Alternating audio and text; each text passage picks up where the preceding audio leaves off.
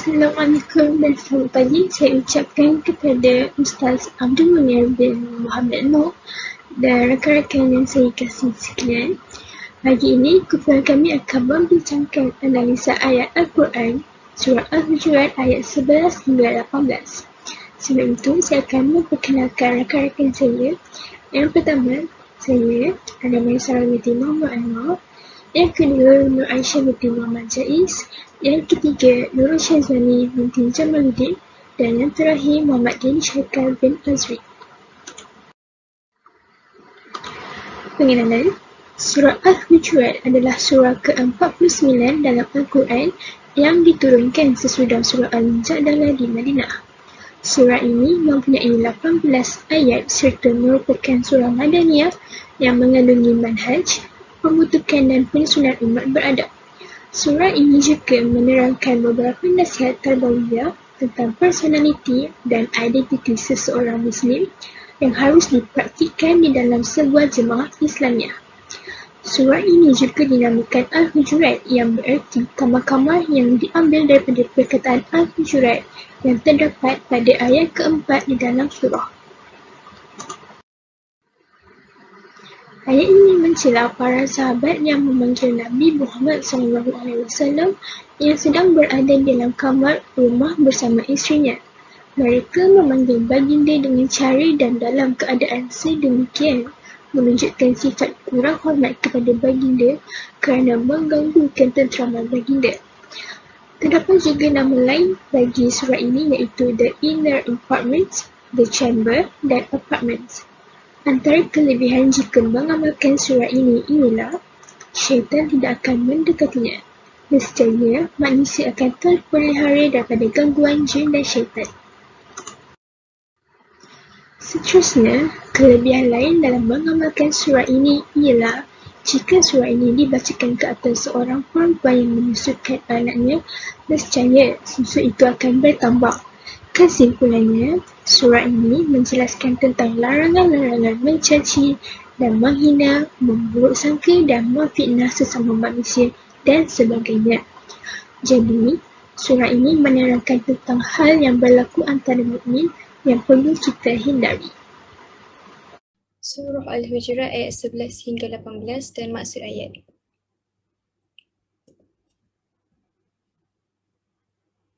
A'udzu billahi minasyaitonir rajim. Ya ayyuhalladzina amanu la yaskhar qaumun min qaumin asa an yakunu khairan minhum ولا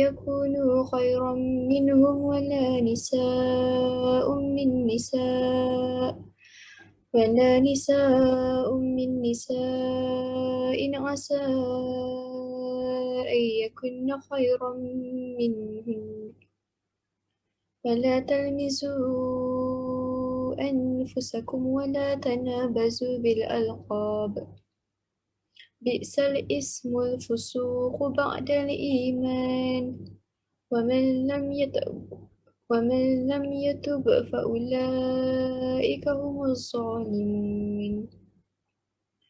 Wahai orang-orang yang beriman, janganlah suatu kaum lelaki mencemooh dan merendah-rendahkan kaum lelaki yang lain, kerana boleh jadi mereka yang dicemooh itu lebih baik daripada mereka.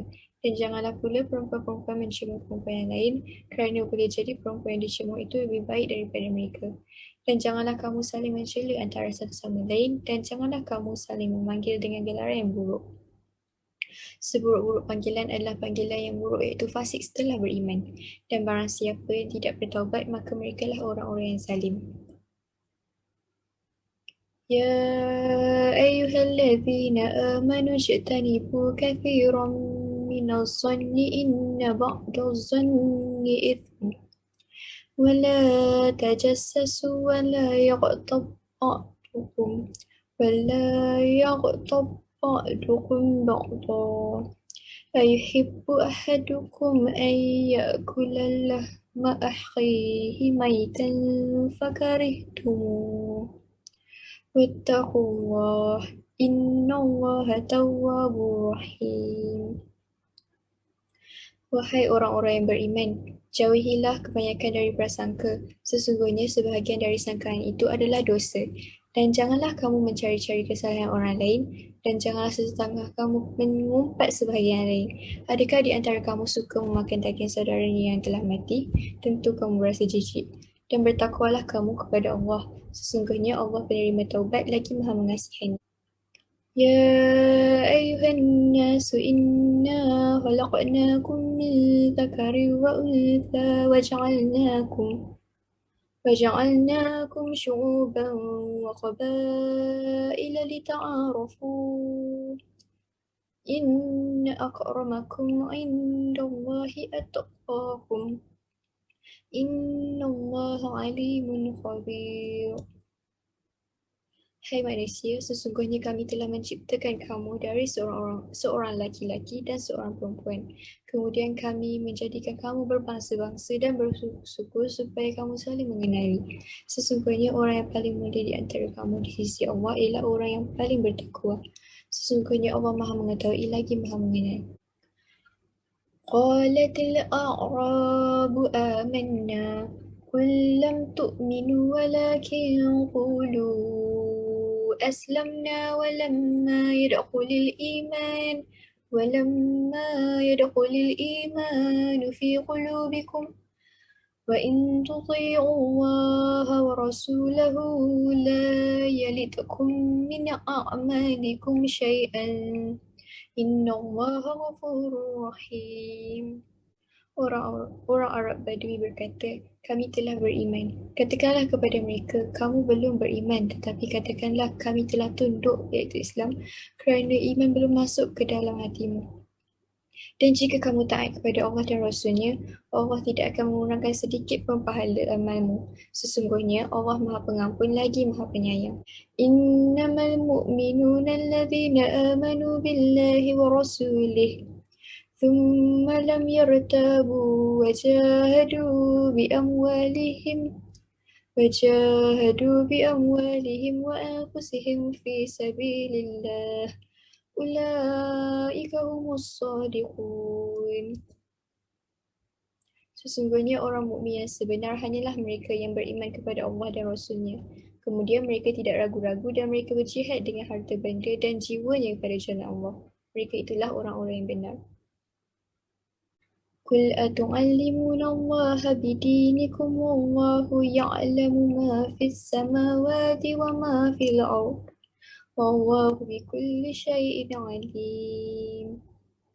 Katakanlah kepada mereka, apakah kamu akan memberitahukan kepada Allah tentang agama, yakni keyakinanmu, padahal Allah mengetahui segala yang ada di langit dan yang ada di bumi, dan Allah mengetahui akan tiap-tiap sesuatu.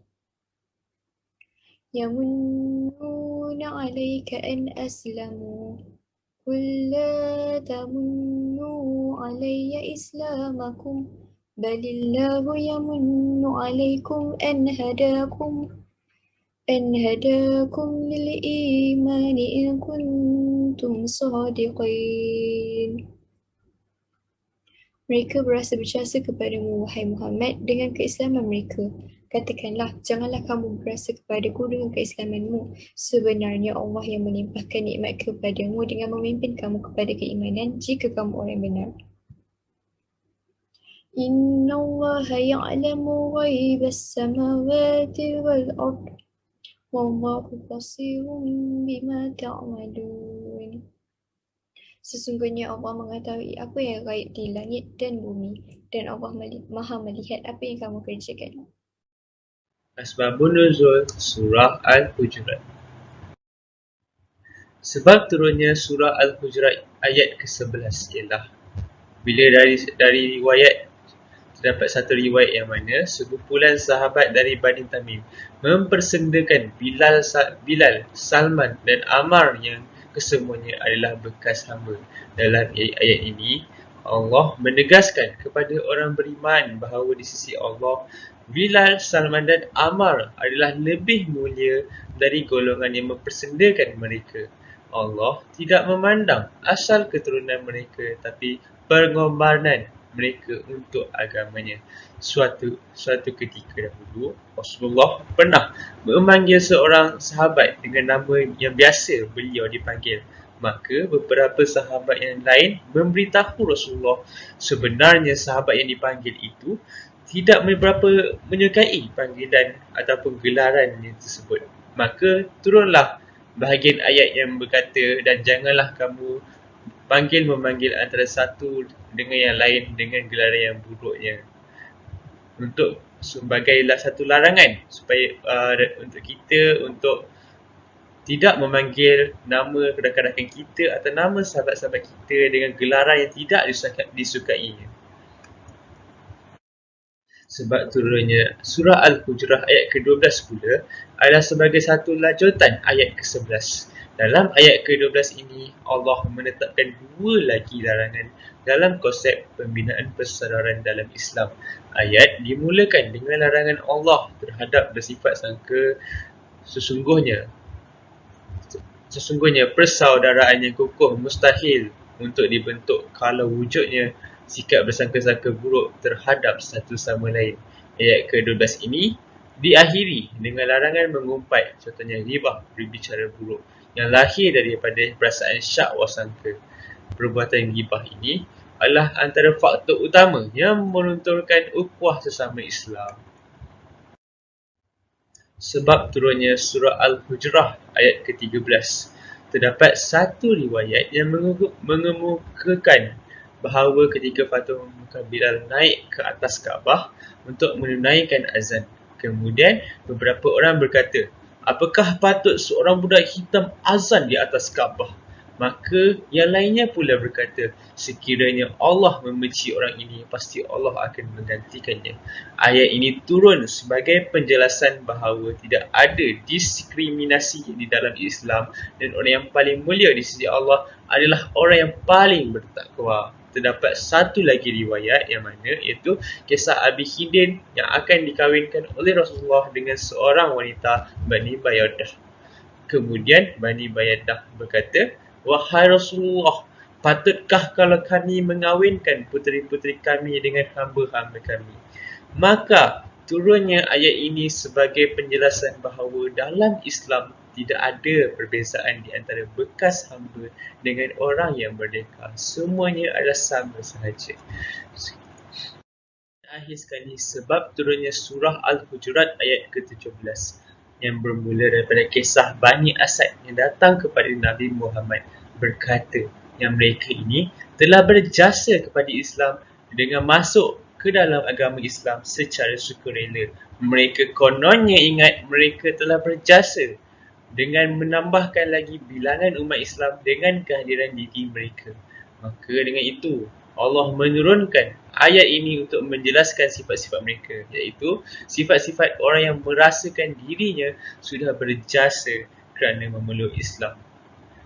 Jangan kerana apa? Kerana sesungguhnya janganlah kita rasa yang kita ni telah berjasa kepada Allah dan Islam dengan kita berada di dalamnya sahaja. Sedangkan Allah sendiri yang telah memberikan nikmatnya kepada kita dengan memasukkan kita ke dalam agama Islam. Maka bukannya yang kita telah berjasa, tapi Allah yang telah berjasa kepada kita, kerana dialah yang memberi hidayah kepada kita semua. Maka dengan itu janganlah kita mencontohi sifat Bani Asad yang merasakan diri mereka berjasa kerana berada dalam Islam, tetapi tidak. Hukum hakam yang terkandung dalam ayat. Hukum yang pertama adalah hukum ketika mencela. Mencela membawa maksud menghina, mempersendakan ataupun merendah-rendahkan orang lain. Hukum mencela sesama manusia adalah haram sama sekali. Terdapat pelbagai kategori mencela, antaranya ialah mencela fizikal seseorang. Mencela atau menghina fizikal seseorang amatlah ditegah di dalam Islam kerana perbuatan tersebut adalah haram. Contoh mencela fizikal seseorang ialah dengan mengatakan bahawa wajah seseorang itu buruk dan bodoh, badan yang tidak sempurna seperti mempunyai betis yang terlalu kecil ataupun besar, mempunyai badan yang terlalu besar daripada yang normal dan lain-lain. Hukum fiqh adalah haram dan berdosa besar. Balasan kepada orang yang suka mencela, menghina, mempersendakan dan merendah-rendahkan orang lain ialah dilaknat oleh Allah SWT kerana telah mencela ciptaannya. Mencela nama seseorang. Mencela atau menghina nama seseorang seperti memanggil dengan panggilan yang buruk dan tidak disukai olehnya adalah haram. Bukan itu sahaja, ia juga telah dilarang oleh Allah SWT sendiri. Sebagai contoh, mencela seseorang ialah dengan menggunakan panggilan yang buruk seperti memanggil dengan nama binatang iaitu khinzir dan lain-lain. Hukum fiqh adalah haram dan berdosa besar.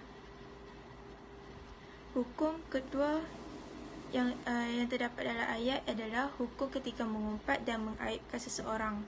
Mengumpat dalam bahasa Arab ialah ghibah, iaitu membawa maksud menceritakan atau menyebut keburukan atau kekurangan seseorang kepada orang lain. Terdapat beberapa kategori mengumpat, antaranya ialah mengumpat sehingga mengaibkan seseorang. Mengumpat sehingga mengaibkan seseorang akan mendedahkan diri seseorang itu untuk diperlakukan perkara yang sama oleh orang lain. Contohnya ialah dengan menceritakan keburukan, kekurangan dan mendedahkan rahsia yang telah disimpan oleh seseorang itu terhadap orang lain. Hukum fiqh adalah haram dan berdosa besar. Allah SWT akan membalas perbuatan tersebut dengan mendedahkan keburukan diri seseorang yang mengumpat seseorang yang lain itu. Seterusnya ialah mengumpat dengan sengaja. Mengumpat dengan sengaja adalah sesuatu perkara haram yang dilarang oleh Allah SWT kerana dapat merosakkan maruah seseorang yang mengumpat. Contohnya ialah dengan bercerita tentang seseorang terhadap orang lain. Hukum fiqh adalah haram dan berdosa besar. Hukum hakam yang ketiga adalah hukum berburuk sangka dan mencari kesalahan orang lain. Berburuk sangka adalah salah satu sifat mazmumah, manakala mencari-cari kesalahan orang lain pula hadir apabila wujudnya sangkaan buruk di dalam hati seseorang. Terdapat berbagai-bagai kategori berburuk sangka, seperti berburuk sangka kerana iri hati. Buruk sangka ialah perbuatan yang berdosa kerana ia merupakan sesuatu perbuatan yang timbul daripada rasa iri hati atau dengki terhadap seseorang. Contoh berburuk sangka kerana iri hati ialah dengan menuduh seseorang itu terhadap sesuatu perbuatan yang tidak dilakukannya, menuduh tanpa bukti dan mengaibkan seseorang kepada orang yang lain. Hukum fiqh ialah berdosa besar dan haram. Hukuman balas kepada orang yang suka berburuk sangka terhadap orang lain ialah golongan itu akan dimukai oleh Allah SWT serta kehidupan mereka tidak akan tenteram kerana tidak mendapat keredaan daripada Allah SWT. Seterusnya, berburuk sangka dengan mencari kesalahan orang lain. Perkataan Arab iaitu tajassus bererti berburuk sangka atau mencari kesalahan orang lain merupakan kesan daripada prasangka yang buruk. Sebagai contoh, berburuk sangka dengan mencari kesalahan orang lain ialah dengan memburuk-burukkan seseorang itu kepada orang lain, membesar-besarkan perkara yang remeh dan lain-lain. Hukum fiqh ialah berdosa besar dan haram. Selepas itu ialah perintah dan larangan yang terkandung dalam ayat. Perintah yang terkandung dalam ayat dalam surah Al-Hujurat ayat 11 hingga 18 ialah menjadi orang yang bertakwa di sisi Allah SWT, taat kepada Allah dan Rasulullah, beriman kepada Allah, berjuang dengan harta benda dan jiwa pada Allah SWT. Larangan yang terkandung dalam surah Al-Hujurat ayat 11 hingga 18. Jangan sesuatu kaum mencemuh dan merendah-rendahkan kaum yang lain. Jangan mengaibkan seseorang. Jangan memanggil antara satu sama lain dengan panggilan yang buruk. Jangan mengintip atau mencari-cari kesalahan orang lain. Jangan mengumpat seseorang. Jangan mengatakan keimanan kita dan mengharapkan sesuatu budi. Dan yang terakhir, pengajaran. Pengajaran yang pertama iaitu sifat rendah diri. Sifat rendah diri ini adalah kunci kepada pembersihan jiwa dan kemurnian akhlak. Sebagai seorang individu mukmin, apabila jiwa dihiasi dengan keikhlasan dan menjauhi kesombongan, semakin mudah untuk kita menerima ilmu pengetahuan dengan hati yang terbuka. Ia juga menjadi landasan kepada pemeliharaan hubungan yang baik dengan Allah SWT dan sesama manusia. Dan yang ketiga, kita perlu berkata dengan tutur kata yang sopan dan tidak sokong perbuatan mengejek serta merendah-rendahkan orang lain. Hal ini kerana perkara ini akan menjadikan kita di antara orang-orang yang sombong dan angkuh. Yang kedua, bersangka baik. Bersangka baik ini sangat dituntut di dalam Islam untuk mengelakkan diri daripada menuduh orang lain melakukan kejahatan atau melakukan keburukan. Yang kedua, manusia yang bersangka buruk ini seolah-olah memfitnah orang lain, sedangkan sangkaan itu tidak pasti, hanya berdasarkan perasaan syak dan keraguan.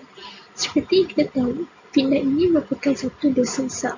Jadi, jika kita bersangka buruk pada orang lain, ia juga merupakan satu dosa. Dan yang ketiga, kita tahu azab orang yang mengumpat ini tempatnya di neraka kelak. Jadi, kita perlulah mengelakkan perkara-perkara yang tidak mendatangkan faedah ini daripada diri kita sendiri, supaya kita terhindar daripada azab dan siksanya.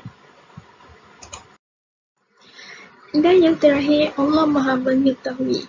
Pengetahuan Allah SWT amat nyata dan terang meliputi tiap-tiap sesuatu sama ada yang mawjud, iaitu ada, atau ma'dum, iaitu tiada. Ianya salah satu sifat yang tetap ada, qadim lagi azali, berdiri pada zat Allah SWT. Yang kedua, Allah mengetahui apa yang terlintas di fikiran kita.